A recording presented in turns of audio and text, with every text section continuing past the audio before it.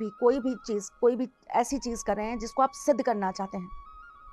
जैसे कि आप कोई मंत्र सिद्धि कर रहे हैं या आप किसी पाठ को सिद्ध करना चाहते हैं, आप कोई भी चीज़ एक पर्याप्त मात्रा में उठा रहे हैं, कोई मंत्र उच्चारण है, जिसे आपने कह दिया मैं 1.25 लाख करूँगी, मैं 2.5 लाख करूँगी, मैं 5 लाख करूँगी, इस तरीके से कर रहे हैं। तो दीपक जो होते हैं वो साक्षी होते हैं हमारी पूजा के। एक साक्षी होते हैं हमारे और हमारे ईश्वर के बीच होने वाली उस क्रिया के।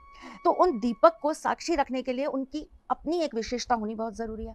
तो जब भी आप इस तरह की कोई सिद्धि करें या आप इस तरह की किसी चीज़ को सिद्ध करने की कोशिश करें, आप किसी मंत्र को सिद्ध करने की कोशिश करें, लोग हनुमान चालीसा उठाते हैं, वो पढ़ते हैं, लेकिन उनको ये पता नहीं कि हनुमान चालीसा को जब हम पूजा करते हैं, हम जब पाठ करते हैं, दुर्गा चालीसा करते हैं, गणेश चालीसा करते हैं, कोई भी चालीसा जब हम करते हैं या हम 22 दिन का सुंदरकांड उठा लेते हैं, 40 दिन का सुंदरकांड उठा लेते हैं, जब हम ऐसी कोई चीज़ को उठाते हैं, जब हम अपने प्रभु को उसको समक्ष रख रहे होते हैं, 9 दुर्गा के जब हम व्रत रख रहे होते हैं, तो हम 9 दिन पाठ करते हैं, कई लोग तो अखंड ज्योत रखते हैं, कई लोग नहीं रख पाते हैं।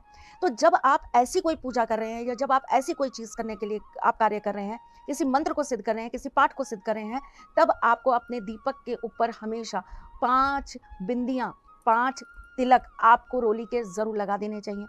उसमें जो बत्ती होगी आपकी, वो आपकी हमेशा फूल की बत्ती होगी। आरती में जो बत्ती आप यूज़ करेंगे, वो कभी लंबी बत्ती यूज़ मत करिएगा मेरी जान। हमेशा कोशिश करिए आरती की बत्ती जो होती है, वो फूल वाली होनी चाहिए।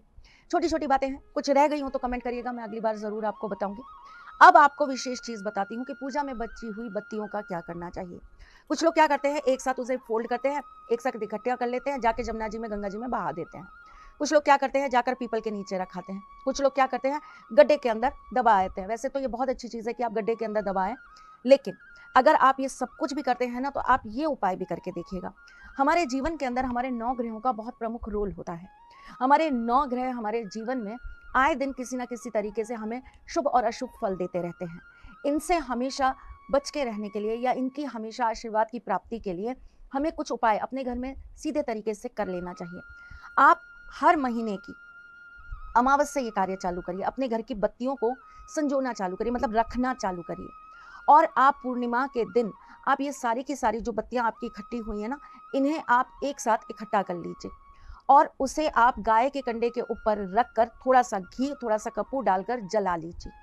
जब तक ये जलती रहेंगी तब तक आपको बैठकर एक मंत्र का जाप करना है। मंत्र बहुत आसान है, आपको सिर्फ़ इसका जाप करते रहना है और मंत्र क्या है? ओम नमः शिवाय। जब आपका ये मंत्र चलता रहेगा और ये आपकी बत्तियाँ जो है ये प्रज्वलित होती रहेंगी, थोड़ी देर में ये धीरे-धीरे, धीरे-धीरे करके भस्म बन जाएगी ना भस्म। तब इस भस्म को आप एक डिब्बी के अंदर, जब ये बिल्कुल शांत हो जाएगी, एकदम ठंडी हो जाएगी, तब एक डिब्बी के अंदर आप इसको भर के रख लेंगे। उसके अंदर आप एक छोटा-सा भोजपत्र का टुकड़ा डाल देंगे और उस भोजपत्र के टुकड़े के ऊपर आप लिख देंगे ह्रीम। ह के नीचे एक ऐसी र की मात्रा और ह ऐसे बाहर की तरफ निकला हुआ आता है, मैं लिख के भी भेज दूँगी आपको, ह्रीम।